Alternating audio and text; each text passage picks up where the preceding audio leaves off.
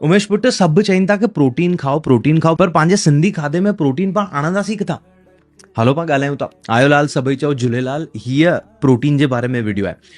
Protein जा किथां पाखे मिलंदो उहो ॻाल्हायूं, उनखां पहिरीं पाखे प्रोटीन खे सम्झणो पवंदो, ठीकु आहे। पंहिंजे शरीर जो सभु कुझु स्ट्रक्चर जेको आहे, पंहिंजे शरीर में जेकी बि वस्तू आहिनि न, उहे सभु प्रोटीन मां ठहियल आहिनि। तव्हांजा वार, तव्हांजी स्किन, तव्हांजा मसल्स, तव्हांजी हड्डियूं, तव्हांजा organs, heart, lung, liver, intestine, तव्हांजी जेकी इम्यूनिटी हूंदी आहे, एंटीबॉडीज़, उहा हीमोग्लोबिन जेको आहे उहा, तव्हांजा हॉर्मोन्स, थायरॉइड, इंसुलिन, सभु कुझु प्रोटीन मां ठहियल आहे। त तव्हांखे हिननि मां जेकी बि वस्तु जी प्रॉब्लम आहे ऐं तव्हां प्रोटीन नथा खाओ त तव्हांजी बॉडी ठीकु थींदी कान, तव्हांखे दवाउनि ते ई रहणो पवंदो। त तव्हांखे प्रोटीन खाइणो रोज़ ज़रूरी आहे।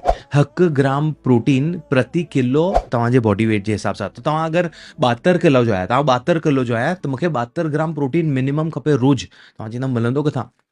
सिंपल आहे। तव्हां वेजिटेरियन आहियो त चना, छोला, मूंग, राजमा, पनीर, ॾही, छाछ, सोया वड़ी जेकी ईंदी आहे उहा, उन मां जेकी वस्तू ठाहींदियूं आहिनि उहा।